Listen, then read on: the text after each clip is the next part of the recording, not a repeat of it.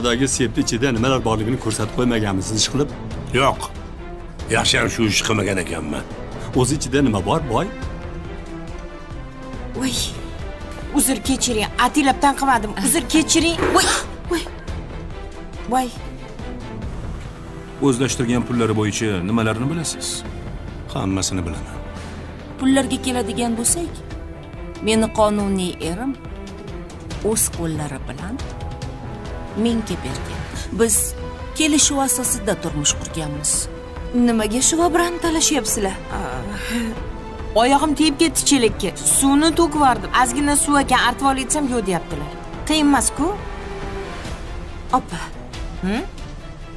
Hamma o'z ishini qilgani yaxshi, to'g'rimi? Tekshiruvchi kelib qolsa, bosh hamshira nima qilib shu bilan ko'tarib yuribdi deydi. Siz izlagan barcha ko'rsatuv va seriallarning to'liq qismlari endi Sevimli YouTube sahifasida. Premyeralarni birinchilardan ko'rib boring. Obuna bo'ling va qo'ng'iroqchani bosib, hech bir qismni o'tkazib yubormang. Ha, qizim, tinchlikmi? Qaqqa otlanyapsan? Ketmasam bo'lmaydi, oyi. Voy, Bolalarimni ko'rib kelishim kerak. Uni ustiga nazokatni ham qo'lga olishibdi. yo'q. Ha. Hali zamon. Meni ham qidirib kelib qolishsa kerak. Hozirgi zamonda hech kimga ishonib bo'lmaydi. Agarda meni sotib qo'ysa nima qilaman? Yo'q. Bolam sotmasa kerak. Bilmadim, oyi. Yaxshisi keta qolganim ma'qul. Hamma Dostlar, video burada dayandı. Çünkü siz hele kanalımıza abone olmamışsınız. Kanalımıza abone olan kimi video yeniden devam edecek. Növbəti hissəni izləmək için kanalımıza abone olun. narsa tinchigandan keyin qaytaman. Uni ustiga o'g'illaringiz ham qo'ymay chaqirishyapti. Oyi, faqat sizdan iltimos. Kimdir meni so'rab kelsa, uzoqqa ketgan, ancha vaqtga ketgan deb ayting. Hali veri kelmaydi deb ayting. Xo'p, qizim, xo'p. Faqat bolam, ehtiyot bo'lgin jon qizim. Sendan rosa xavotir olaman. O'zi qachon ketmoqchisan? Bugun kechga. Shunaqa tezmi? Ha. Biletlarni ham olib qo'yganman. Uchmasam bo'lmaydi. Voy bolam, mayli bolam, mayli. O'zing ehtiyot qil. Yaxshiyam baxtimga siz borsiz. Voy onang o'rgilsin.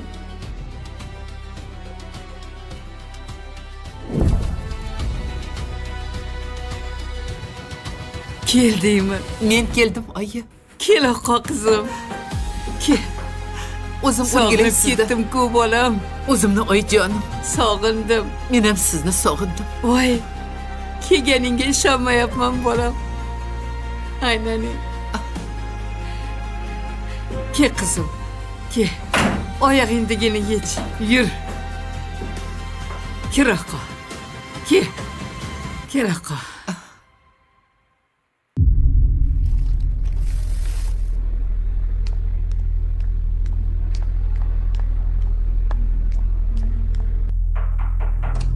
Kiravering. Matlubaxon, Nodira Halilovna, keling. haligi ishlarimni bitirgandim. Shunga agar ruxsat bersangiz, uyga ketsam. Mayli opa, bemalol.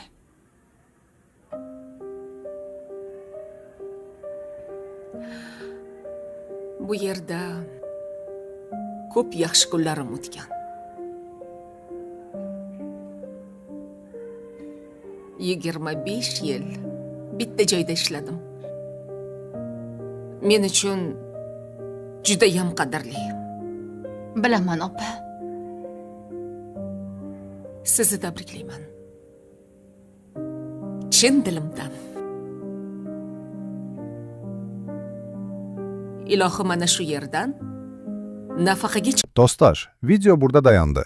Çünkü siz hele kanalımıza abone olmamısınız. Kanalımıza abone olan kimi video yeniden devam edecek. Növbəti hissəni izləmək için kanalımıza abone olun. chiqish nasib qilsin.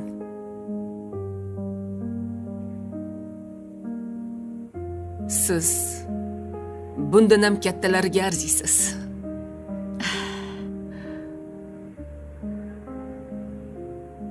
Men buni qadriga yetmadim.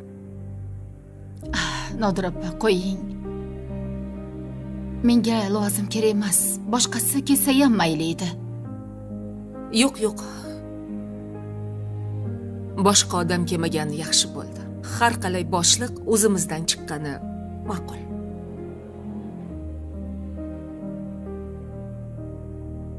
Qizlarni xursand bo'lishini ko'rdingizmi? Ular sizni juda ham yaxshi ko'rishadi. Bu asosiysi. Ha, qizlarimiz yaxshi. Juda ham. Ochig'i, bu yerda faqat men yomon edim. Mayli. Yaxshi ishlang.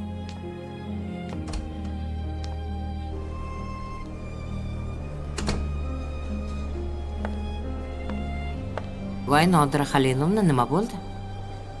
Hech narsa.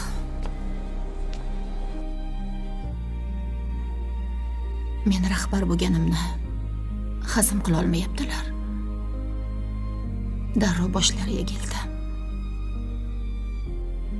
Kimni ko'nglini olishni bilmaysan. Kim chin tildan xursand. Kim tilini uchida gapiryapti, bilib bo'lmaydi. Hayot deganlari bunchalik qiyin bo'lmasa. Kiring.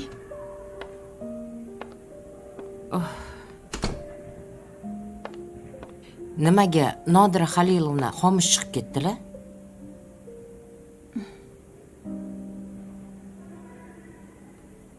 Ichi yonib ketgandir-de. Kursini rosa yaxshi ko'rardi-ku. Rahbar bo'lganingizga balkim chidolmayotgandir. Hozir ularga ham qiyin. Oson demayman.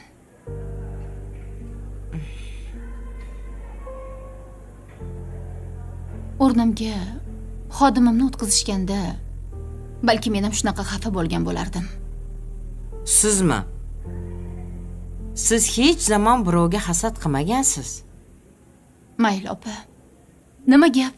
Nima muammo? Anu 16-palatadagi qiz qochib ketibdi. Nega qochadi? Bilmadim. Qayerga ketadi? Dostlar, video burada dayandı. Çünkü siz hele kanalımıza abone olmamısınız. Kanalımıza abone olan kimi video yeniden devam edecek. Növbəti hissəni izləmək için kanalımıza abone olun.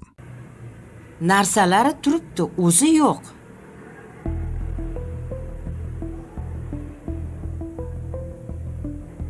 Menimcha puli qolmagan bo'lsa, ishga chiqib ketgan. Nima deganingiz bu? Men mumkin emas deb tushuntirganman-ku. Ularingiz mumkin emasni bilarmidi? Bilganida kasal yuqtirmasdi.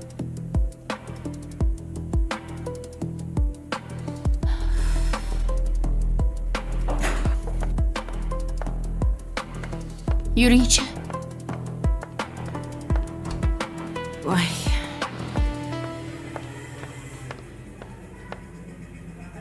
Oyi, ha? Sizni hamma aytgan gaplaringiz to'ppa-to'g'ri ekan. Nazokat qiynalganman deb meni ham aldagan ekan. Aslida ismi Feruza ekan. Mahallamizga ko'chib kelganida hammaga Nazokat deb o'zini tanishtirgan ekan. Voy. Buni hech kim bilmaganini qarang. Meni ham xabarim bor. Sen ketganingda uyimizga tergovchi keldi. Keling, bolam. Siz Manzura Ortiqovani onalarimisiz? Ha? O'zlari bormilar? Yo'q, uyda yo'q edi. Bilsak bo'ladimi qayerdaligini? Ketgan edi. Nabiralarimni oldiga ketgandi. Shunaqa deng. Demak, O'zbekistonda emas, to'g'rimi? Ha, shunaqa. Kuyovingiz Sodiq Turg'unovichni katta miqdordagi pullar yo'qolganidan xabaringiz bormi? Shu boisdan surishtiruv ishlari olib borilayotgandi. Ha, uni puliga bizning aloqamiz yo'q. Qizingiz o'g'rilikda gumon qilinayotgan shaxsga yordam berganlikda ayblanadi. Biz bilan idoraga borishlari kerak edi. Qachon kelishlarini bilsam bo'ladimi? Voy. Bilmadim. Lekin menga xabarini bermagan. Qachon kelishini aytmagan. Unda siz biz bilan idoraga bora olasizmi? Voy. Men nima deb ko'rsatma beraman? Qizingizni Nazokat Botirovna degan o'rtog'i bor ekan. Taniysiz-a? Ha, taniyman. Qizimning o'rtog'i. Shu ayol haqida ko'rsatma olishimiz kerak. Maylimi ertaga borsam? Bugun sal tobim qochib turuvdi. Mayli. Unda ertaga kech qolmasdan bor. Sizga manzilni jo'natib qo'yaman. Telefon raqamingizni yozib olsam bo'ladimi? Mayli, yozib oling. Dostlar, video burada dayandı. Çünkü siz hele kanalımıza abone olmamısınız. Kanalımıza abone olan kimi video yeniden devam edecek.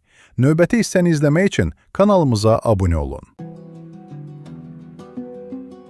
Keyin men ham tergovga borib keldim, bolam.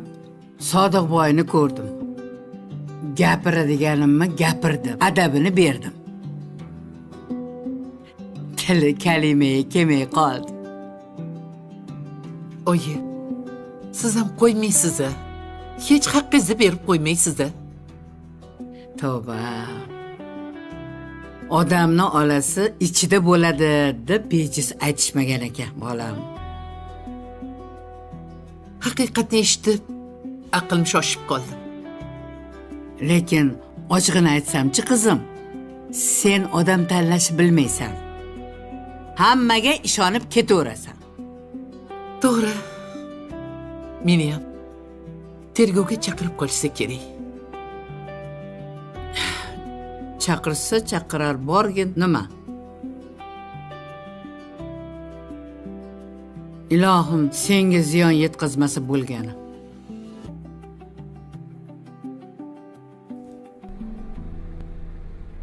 Sabish, nima o'qiyapsan? Fyodor Dostoyevskiy, Qiyofadosh. Menbop kitob ekan. Oldinlari sen kitob o'qiysan deyishsa ishonmasdim. Chunki 2 varoq o'qirdim, keyin qiziqmasdim. Endi esa kitobga qiziqib qoldim.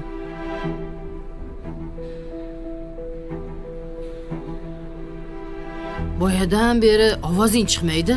Shunga hayron bo'lib o'tiruvdim-da. Bir urush janjal bo'lib turardi. Menga jim yur deyishgan. Shunga jim yuribman.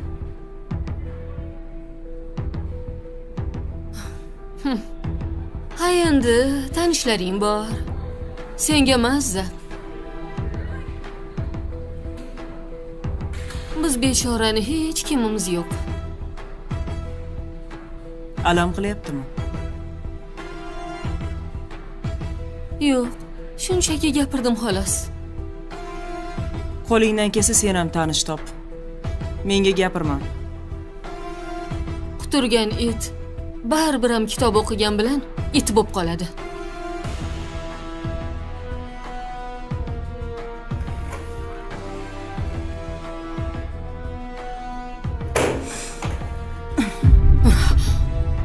Oh. Kimni it deyapsan? O'qimishli itni qopkisi kelib qoldimi? Senga ko'rsatib qo'yaman hozir.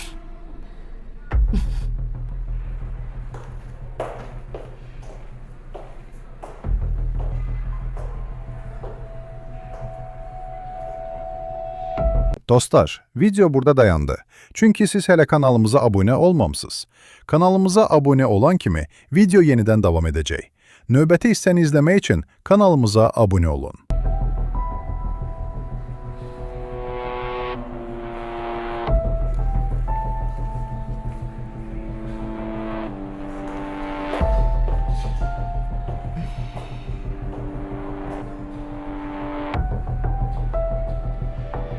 hamma narsasini tashlab ketgan. Oyoq kiyimi ham turibdi. Menimcha shipayda ketgan. Telefon quvvatlagichi ham turibdi. Ozgina kutamiz. Agar kelmasa, militsiyaga xabar beramiz. Militsiyaga xabar berish shartmi? Shart. Qiziq. Nodir opani muhokama qilishni bilasizlar. Lekin ko'z ostinglardagi bemor kuppa-kunduz kuni palatadan chiqib ketvorsa, hech kimning xabari yo'q. Hech kim bilmaydi. Bu nima degan gap?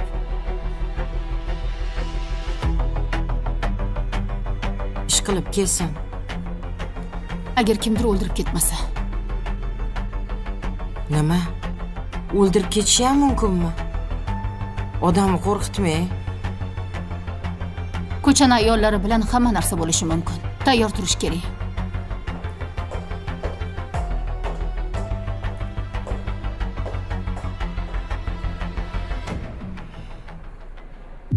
Buni bilasan-ku, zeriksa shunaqa qitmirlik qiladi.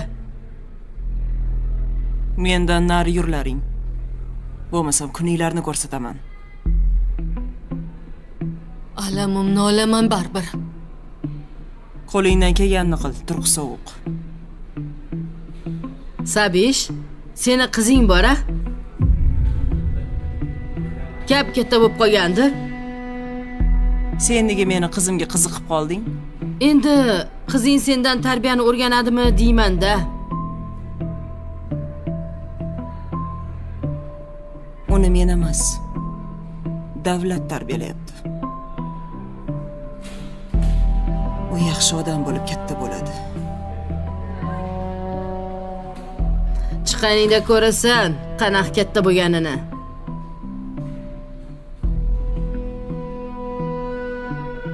Sen nega meni qizimni gapirib qolding? O'zi shunchalik aytyapman-da. Men haqimda kamroq gapirlaring. Tilinglarni sug'urib olmay yana.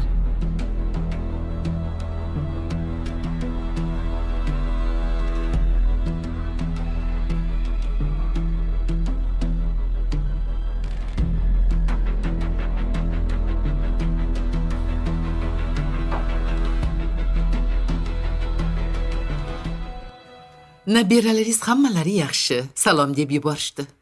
Sardor, Sanjar, ishlari ham yaxshi. Salomat bo'lishsin. Til bilgan el biladi-da. Qizim, sal shoshib kelsanmi? Mana bu g'ala-g'ovurlar tinchigandan keyin kelarding deb bolam. To'g'risini aytaymi? Sizdan xavotir oldim, oyi.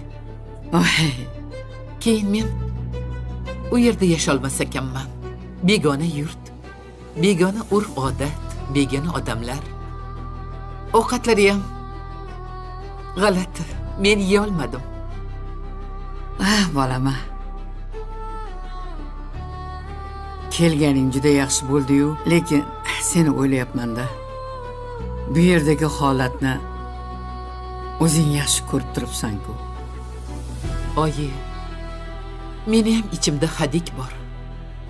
Xayolimda meni ham nazokatga qo'shib qamab qo'yishsa kerak degan hadik turibdi. Voy. Nega qamasharkan seni? Sherigimasan-ku uni. Axir nazokat emasmi erimdan uyimni olib bergan? Erimni aldagan. Ha, bu seni haqing-ku. O'zi bergan deb turib olasan. Bo'ldi. O'zi nazokat ham shunday deb turib oling deb aytgandi. Es hushi yo'q paytida bergan deb ayting deb. Menga qara qizim, ish qilib nazokat tuzuymikin? Ranglari oqarib qolgan. Holati bir ahvol. Necha yilga qamasharkin? Bilmayman, oyi. Bilmayman. Seni sotib qo'ymasa bo'ldi. Nazokat og'ziga mahkam ayol. Bular bo'lmas gapni valdirayvermaydi. Lekin qizim, men tergovga borganimda hammasini ro'y-rost gapirib berdim. Nima dedingiz, oyi? Ha, shu nazokat bilan o'rtoqligingni, nazokat uyoq berganini hammasini aytdim. Hammasini-chi uni bo'yniga to'nkab keldim. Bekor qilibsiz, oyi. Men unga xiyonat qilib qolgan bo'lmaymanmi? Nega xiyonat qilasan, bolam? Qilmishiga yarashasini olsin.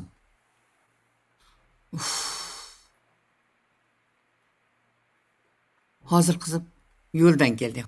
Hozir choy ichamiz. Yo'q, keragi yo'q. Men o'zim keyin kiyimlarni almashtiray, yuvinib chiqay, keyin bafurja choy ichamiz. Mayli bolam. Bizga ham shunaqa degan. Hammasini eshitdingizmi? O'zi hamma yangilarni shunaqa deydi.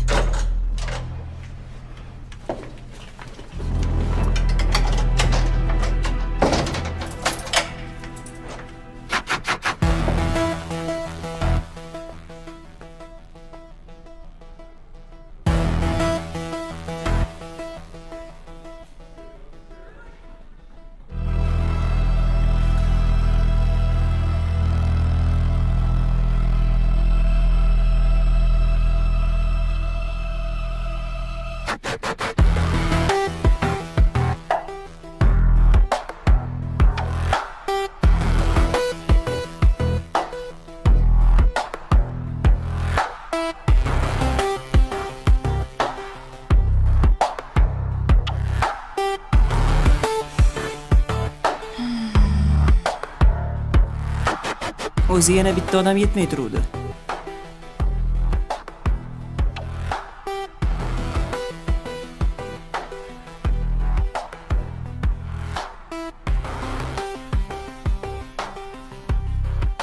Senga salom berishni o'rgatishmaganmi?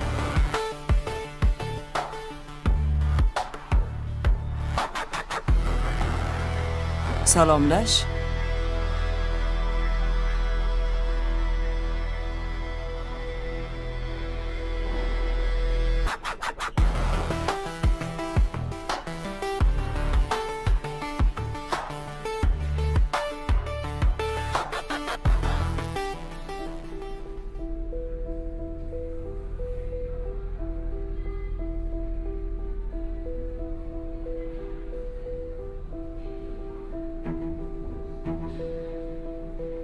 Qayerlarda yuribsiz?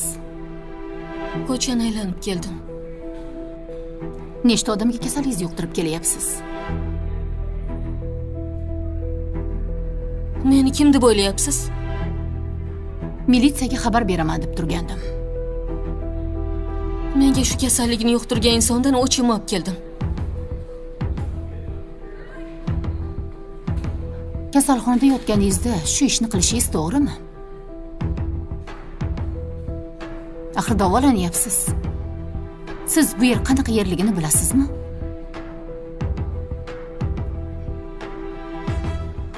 Psixolog sizga kechirishni o'rgatmadimi? O'rgatdi. Lekin o'chim olmagunimcha davolana olmasdim. Miyamda faqat bitta fikr aylanaverdi. Nima qilib kelgan bo'lsangiz ham bekor qilibsiz. Menga baribir.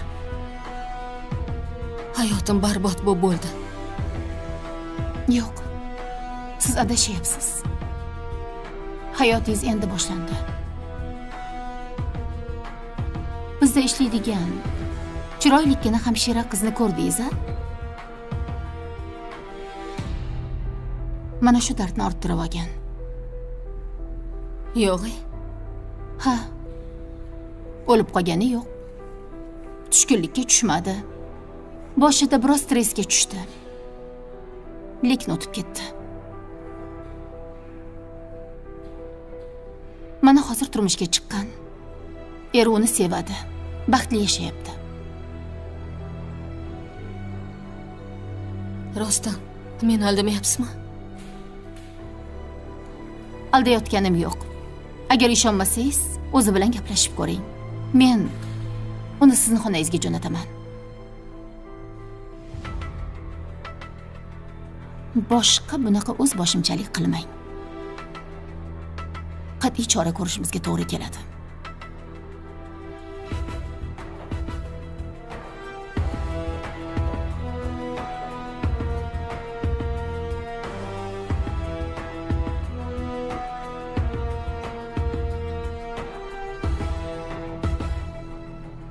Tilingga talqon sog'aganmisan? Salomlash dedim.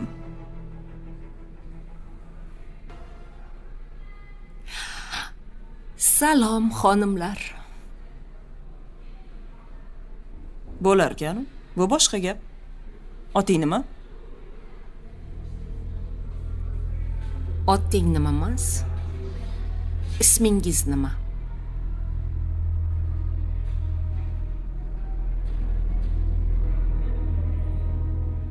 Ismim Nazokat.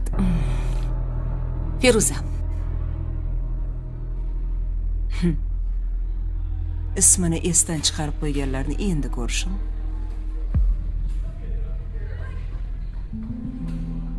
Necha bilan kelding? 168 yoki 169. Ikkalasidan bittasi. Xonamizga mashqa kelibdi-yu.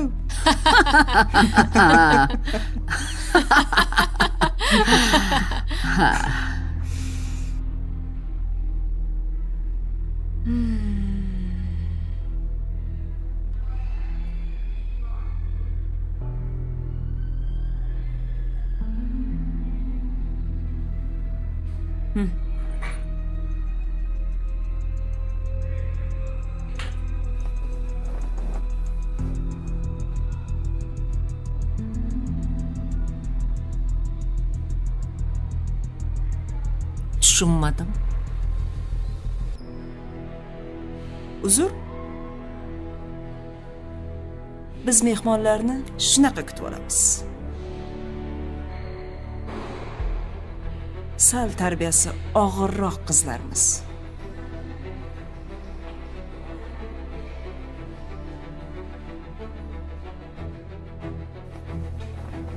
Nima qilasan endi? Chidaysan? Firibgar xonim.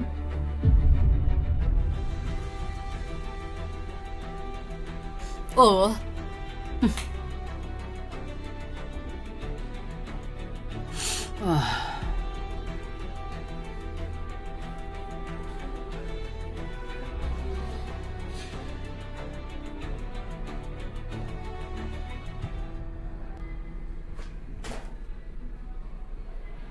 Sodiq Turg'unovich, bir masala bor. Nima ekan? Xodimlarga pul kechikishini aytish kerak. Nima? Budjetimizga pul yetmayaptimi? Muzlatilgan pullardan berishimiz mumkin. Pullarni qachon qaytarib olamiz? Mana bu hisobotlar. Ko'rib chiqing.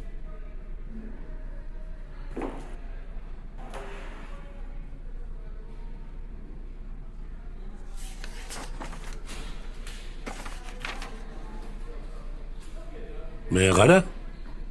Bankdan qarz olsak-chi? Bu ham yaxshi taklif. Men qara.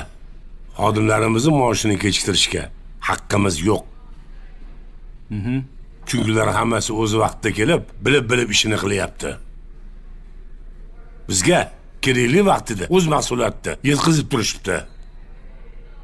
Demak, biz ham ularning oylik haqqini o'z vaqtida berishimiz shart.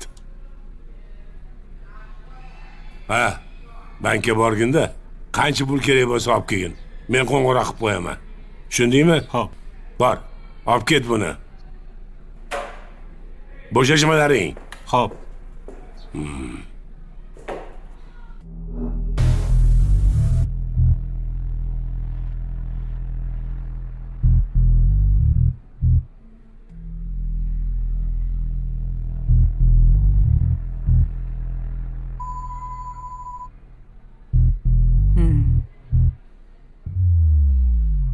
qimmat ekan. Mendan senga sovg'a.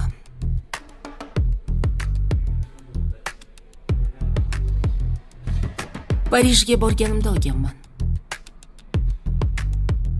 Oho. Mashqa toza narsalarni ishlatarkanmi?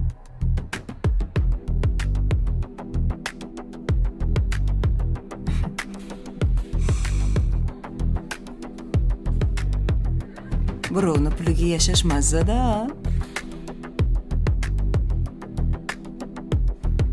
Albatta. Bu ham eplolganga. Erimni o'zi olib bergan.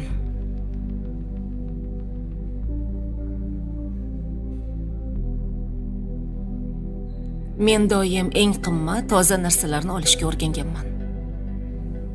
Hamma qimmat narsa ham asl bo'lavermaydi.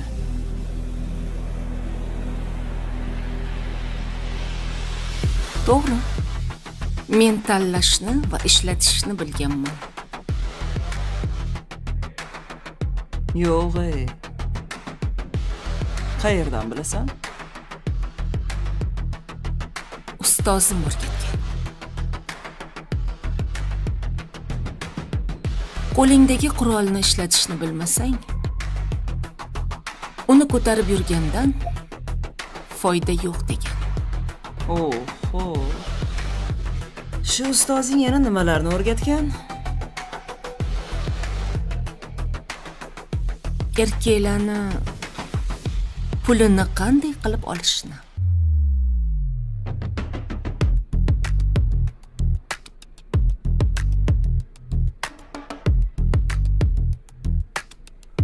Men bob mavzu ekan.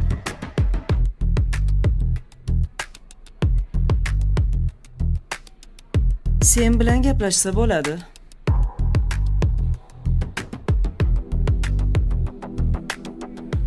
Men ko'p narsani bilaman. O'rgatishim mumkin.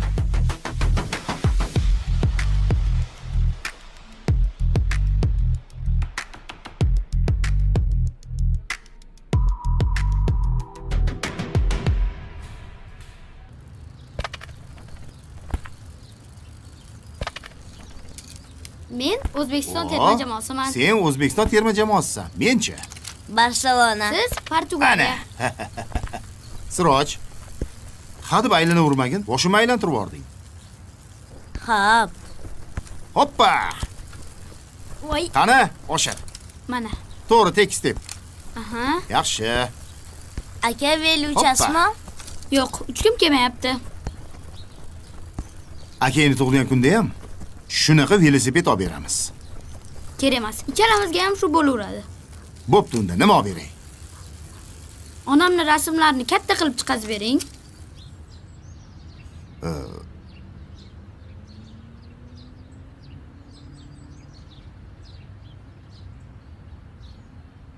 Ha, o'yin rasmini shundoq ham chiqazib beraman. Matlubani katta rasmlari ko'p-ku. Nasiba oyimni.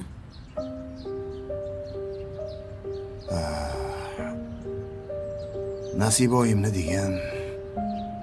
Ha, oyimni ko'rmaganim uchun yuzlari esimdan chiqib ketyapti. Ha. Bo'pti, xo'p. Chiqazib beraman. Qani, boshladik. Asalom aka. Oh, hoppa. Mamni chepib chiqib ketdi. Obbo. To'g'rilab bering. Shuni ham chiqazib yubordingmi? Qani? Bu yoqqa berchi. Mana.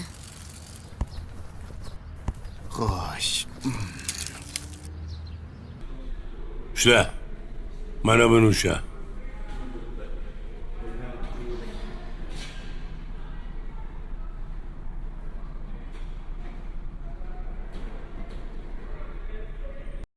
आज तो बारिश होने वाला है। मौसम पूरे बादल छाए हैं और हवाएं चलने लग गई हैं। क्या आपको भी पता है इस पौधे को क्या बोलते हैं? भाई बड़ा जी तो आज बहुत, ये देखो वैसा हमारे गांव में अंगूर का पेड़, और देखो वैसा हमारे गांव का सुंदर सा नज़ारा। ये हमारे गांव का कितना सुंदर है। हमारे गांव में खेती शुरू हो गया है। नाच का उपजाऊ लगाने का टाइम हो गया। रात के टाइम खाना बनाने का टाइम हो गया है। देख सकते हैं सब्जी भी बन रहा है। देख सकते हैं हमारी जो भाभी है वो बना रही हैं। और देख सकते हैं भाई प्रसाद बन। हेलो दोस्तों, आप सभी का स्वागत है मेरे नए ब्लॉग में। आप सभी का स्वागत है मेरे पहाड़ी ब्लॉग में। और आप देख सकते हैं हमारे गांव का सुंदर सा नज़ारा। आपको अच्छा लगे। आज तो मौसम बहुत तेज हवाएं चल रही है और मौसम बारिश का पर बारिश का तो हुआ है मौसम, पर बारिश लगता है नहीं होगा, क्योंकि बादल छा रखे हैं और बादल कहीं और जाने की तैयारी। बड़ी मौसम का नवाज।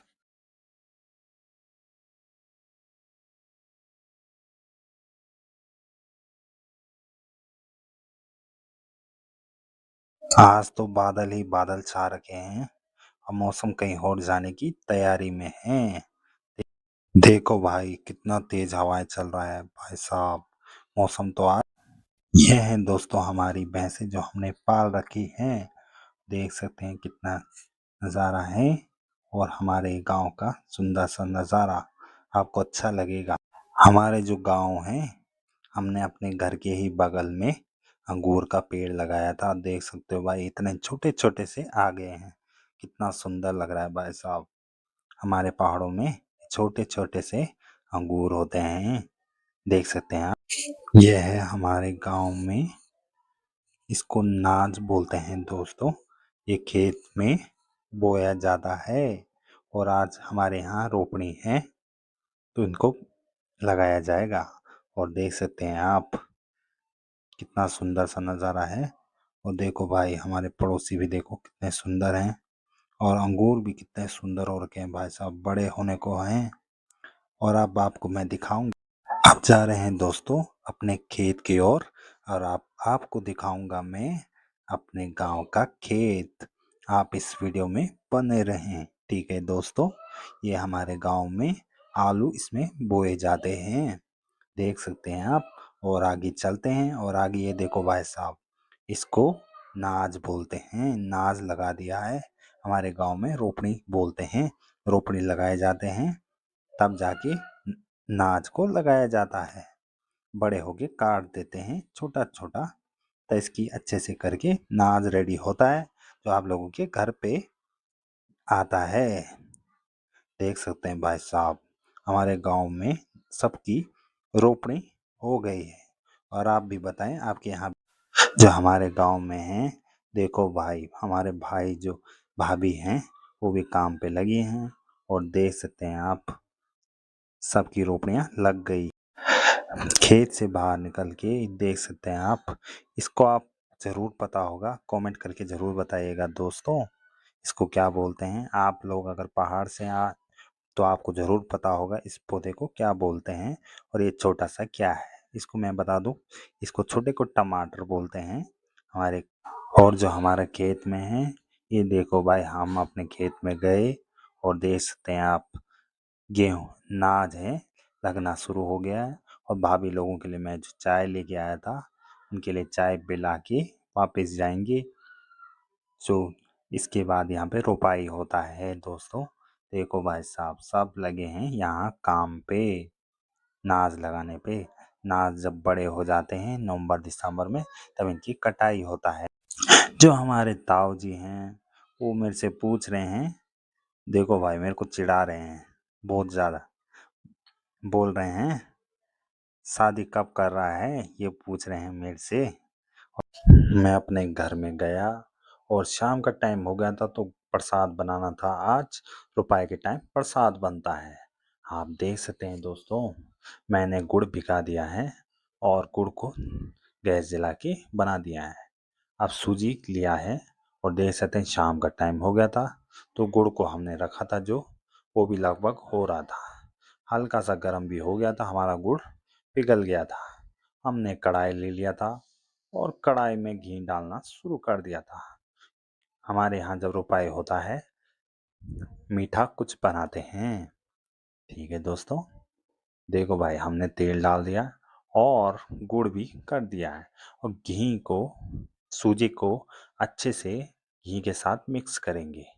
ठीक है दोस्तों, आपको मैं पहले बता दूं, घी को जब आप सूजी से मिक्स करोगे तो अच्छे से हिलाते रहने का। आपको हमेशा जब भी बनाओ तो अच्छे से हिलाने का, क्योंकि सूजी नीचे लगता है, इस चीज़ का आप ध्यान रखिएगा। इसको अच्छे से हिलाते रहेंगे तो ज़्यादा अच्छा है, वरना ये नीचे लगेगा। तब तक खिलाएंगे जब तक इसका कलर हल्का सा ब्राउन ना हो। जब ब्राउन हो जाएगा तब बनाएंगे। ठीक है दोस्तों, और जो हमारा गुड़ का पानी वो भी पक रहा है। देख सकते हैं मैं कितना अच्छे से बना रहा हूँ दोस्तों। अगर आपको भी बनाना है तो ज़रूर मेरा वीडियो देखिए। और हमारे गांव में पहाड़ी ब्लॉक में इसमें आप देख सकते हैं। ठीक है दोस्तों, यह मेरा चैनल है, इसमें आप देख सकते हैं मैं किस प्रकार बना रहा हूँ। और हमारे पहाड़ी कल्चर को आप देख सकते हैं कितना सुंदर है। अब उबल गया है तो हम गैस भी बंद कर देंगे और इसको अच्छे से भूनते रहेंगे जब तक हल्का सा ब्राउन ना हो जाए, तब तक इसको अच्छे से भूनते रहेंगे। क्योंकि सूजी हमेशा हल्का कच्चा रहता है दोस्तों, तो इसको हमको अच्छे से भूनना है। भूनने के बाद उसी से अच्छा सा टेस्ट आता है दोस्तों, तभी टेस्ट आएगा खाने का। आप देख सकते हैं किस प्रकार मैं बना रहा हूँ, उसी प्रकार आप हिलाते रहें। अगर आपने 1 मिनट छोड़ा तो हल्का सा नीचे लगा तो टेस्ट खराब हो जाएगा और सूजी की जगह काला बन जाएगा और टेस्ट नहीं रहेगा उसमें। तो आप देख सकते हैं जिस प्रकार मैं भून रहा हूँ, आप भी उसी प्रकार भूनते रहें। इसको अच्छे से भूनते रहेंगे। आप देख सकते हैं हल्का हल्का नीचे लग रहा है, क्योंकि सूजी हल्का सा हमारा पक रहा है और ज़्यादा ब्राउन नहीं करेंगे सूजी को। इस चीज़ का आप ध्यान रखिएगा। जिस प्रकार मैं भून रहा हूँ आप उसी प्रकार भूनिएगा तो आपके लिए अच्छा है, वरना आप बनना कुछ हो रहेंगे और टेस्ट कुछ और आ जाएगा। क्योंकि सूजी में अगर आपने ज़्यादा भुनाई कर दिया तो काला कलर आ सकता है। देख सकते हैं आप हल्का सा भून लिया है, हल्का सा ब्राउन कलर आ रहा है इसमें। आप इसको भूनते रहें और हमारा जो पानी है वो भी उबल के तैयार है इसमें डालने के लिए। दोस्तों मैं आपको पहले बता दूं कि सूजी में हमेशा हल्का ब्राउन होने के बाद पानी डालने से पहले गैस बंद कर दें, तब डालें इसमें पानी। आपसे यही विनती है, क्योंकि इसमें थोड़ा सा जलने का डर लगता है। आप गैस बंद करें, कपड़े से गुड़ का पानी पकड़ें और डाल दें। ठीक है दोस्तों, और पानी डाल देंगे, क्योंकि मैंने भी सेफ्टी से बनाया है तो आपको इस वीडियो पे नहीं दिखाया है। ठीक है दोस्तों, गैस बंद करके तब इसमें पानी डालेगा। सूजी का जो कढ़ाई है उसका बंद कीजिए, वरना आपके हाथ पैर में लग सकता है। ये पानी उबलता है। ठीक है दोस्तों, देख सकते हैं इसको अच्छे से पकाएंगे। अभी ये पतला है और आप देख सकते हैं हल्का सा ये गाढ़ा हो रखा है, तो और पानी डालेंगे, थोड़ा सा गुड़ का पानी और मिक्स कर देंगे इसमें। तो हम इसमें थोड़ा सा मिक्स और करेंगे पानी, तो उसके बाद बनाना शुरू करेंगे। ठीक है दोस्तों, देख सकते हैं आप हल्का सा झाग आ रहा है और हल्का सा इसमें टेस्ट। आप जितना पकाओगे सूजी को उतना अच्छा है दोस्तों। एक चीज़ का ध्यान रखिए, हल्का ब्राउन नहीं करना है सूजी को। देखो भाई, मैंने जिस प्रकार बना रहा हूँ उसी प्रकार बनाए। देखो मैंने हल्का सा पानी और डाल दिया है, क्योंकि ये पतला सा गाढ़ा था तो पतला बना दिया। ठीक है, अब इसको पकाएंगे, जितना पकाएंगे उतना गाढ़ा होगा ये। ठीक है दोस्तों, इस चीज़ का आप ध्यान रखिएगा। अभी देखो ये पतला है ना, अब धीरे धीरे पकेगा तो रेडी हो जाएगा हमारा स्पेशल प्रसाद। ये रोपाई के टाइम ज़रूर बनता है दोस्तों, हमारे गांव में ज़रूर बनता है दोस्तों ये चीज़। और हमारे गांव में जो लोग आते हैं उन सबको खिलाना पड़ता है ये चीज़ें। ठीक है दोस्तों, हमारे गांव की यही परंपरा है। ठीक है दोस्तों, आपकी क्या परंपरा है आप ज़रूर कमेंट करके बताइएगा। ठीक है दोस्तों, आपके यहाँ बनता है कि नहीं बनता है ये भी ज़रूर बताइएगा।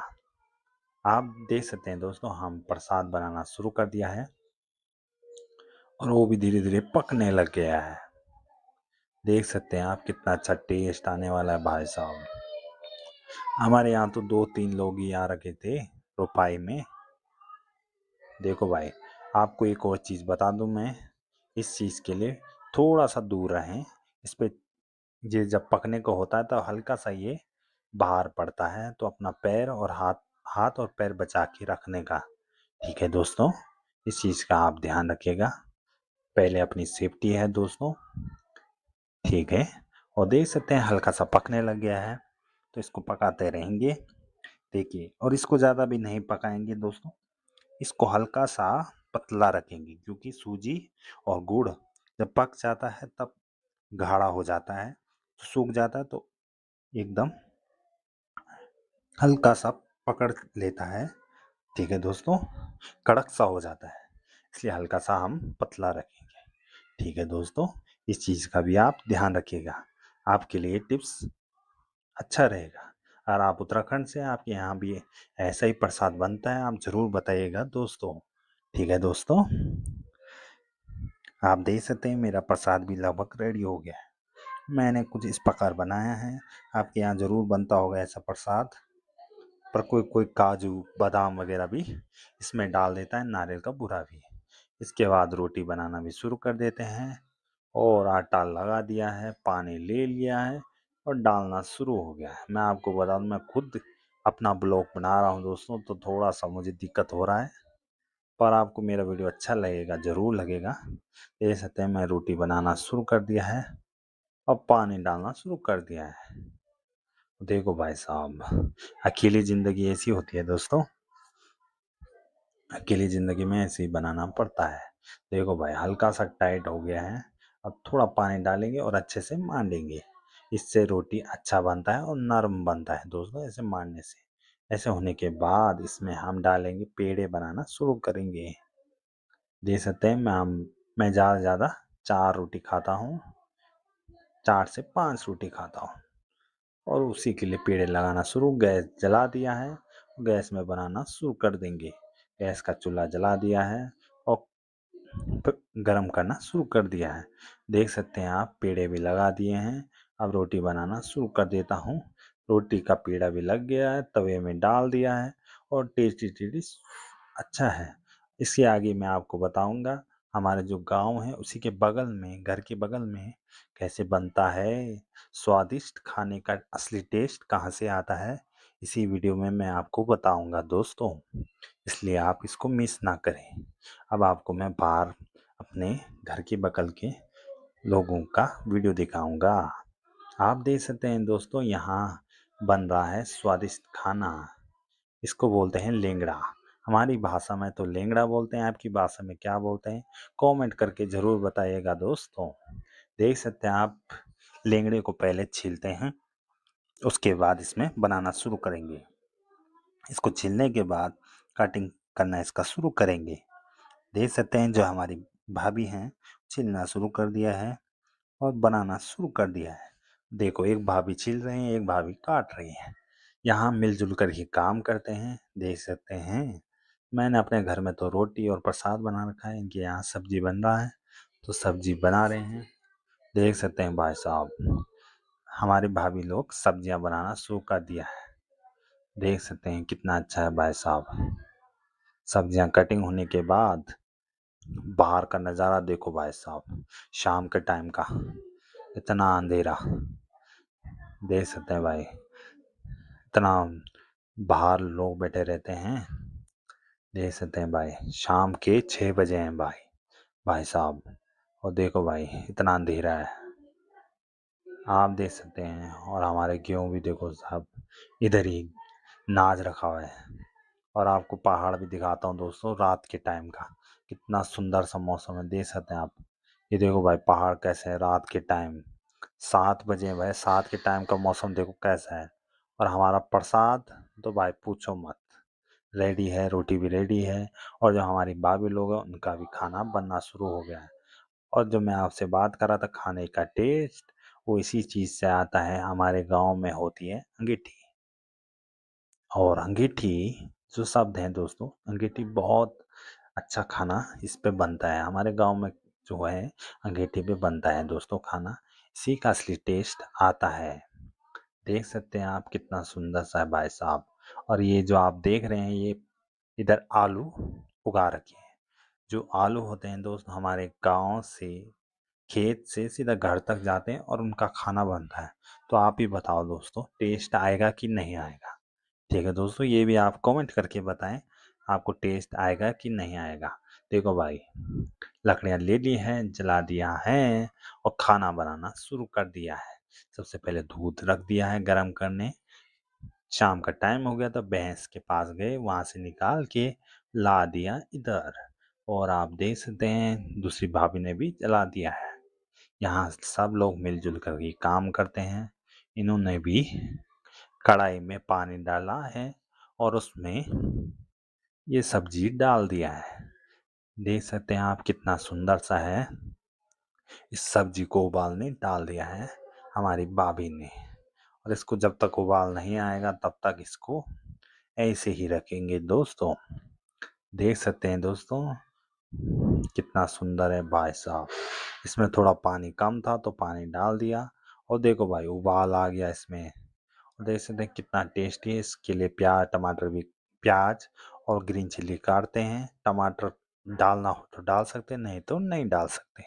ठीक है दोस्तों, हल्का सा उबाल आने के बाद हल्का सा कच्चा रखना है और इसको छान देंगे। देख सकते हैं आप कितना सुंदर है दोस्तों। इसको छान देंगे और इसको हल्का सा कच्चा रखेंगे, इस चीज़ का आप ध्यान रखिएगा। देख सकते हैं आप छानने के बाद पैर बचा के और रख दिया इधर। और देख सकते हैं आप कितना सुंदर है भाई साहब। अब इसमें तेल डालेंगे, सब वगैरह डालेंगे। और दूसरी भाभी हमारी रोटी लगा रही है, आराम से रोटी लगा रही हैं, बातचीत भी कर रही हैं और रोटी भी लगाना शुरू कर दिया है। लगता है आज स्पेशल बनने वाला है खाना। देख सकते हैं आप दोस्तों हमारी जो भाभी हैं उन्होंने जीरा डाल दिया है और प्याज और ग्रीन चिल्ली डाला है पहले। ग्रीन चिल्ली डाल दिया है, उसके बाद इसमें प्याज डालेंगे। प्याज को हल्का सा भूनते रहेंगे दोस्तों, क्योंकि प्याज ही मेन है हमारे गांव में। देख सकते हैं आप कितना अच्छा बन रहा है। प्याज को अच्छे से भूनेंगे। देख सकते हैं जिस प्रकार मैं भून रहा हूँ उसी प्रकार आप भूनें इसको। देख सकते हैं कितना टेस्टी बन रहा है भाई साहब। हमारी जो भाभी है उसको अच्छे से भून रही हैं। इसको हल्का सा पकाते रहेंगे। थोड़ा मुझे खांसी है दोस्तों, ठीक है दोस्तों, इस चीज़ के लिए माफ़ी चाहता हूँ। इसमें हल्का सा नमक डाल दिया है प्याज में, इससे प्याज हल्का सा कच्चा जल्दी पकेगा। और तब उसके बाद ये सब्जी डाल दिया है। जब ये आप एक चीज़ का और ध्यान रखें, सब्जी डालने के बाद तब डालें मसाले इसमें। ठीक है दोस्तों, इसमें हमारे गांव में ऐसे होता है। कोई लोग प्याज के साथ डालते हैं, पर हम ऐसे ही अपने गांव में हमारा नियम है, ऐसी बनती है हमारे गांव में सब्जी। नमक वगैरह भी डाल देते हैं इसमें और मसाले भी डालेंगे, मसाले भी डाल देंगे। और देख सकते हैं आप मसाला भी इसमें कम डालेंगे, इस चीज़ का ध्यान रखें, क्योंकि मेन सब्जी का है दोस्तों। सब्जी का असली टेस्ट इसी में आता है। कम मसालों का खाना अच्छा रहता है, इस चीज़ का आप ध्यान रखिएगा। देखिए अच्छे से इसको हिलाएंगे तब जाके इसका असली टेस्ट आएगा दोस्तों। इस चीज़ का आप ध्यान रखिएगा और जिस तरह मैं भून रहा हूँ आप उसी प्रकार भुनें इसको।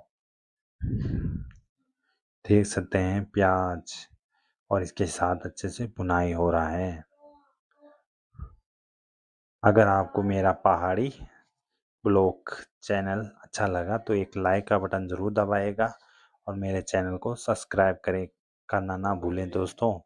ठीक है दोस्तों, और कमेंट करके ज़रूर बताइएगा दोस्तों आपको मेरा पहाड़ी ब्लॉग कैसा लगा और मेरे चैनल को ज़रूर सब्सक्राइब करेगा। और जो हमारी भाभी हैं वो भी लग गए हैं खाना बनाने में, रोटी गोलने में। उन्होंने बना दिया है, हमारी सब्जी भी रेडी है। देख सकते हैं कितना टेस्टी सब्जी बन रहा है।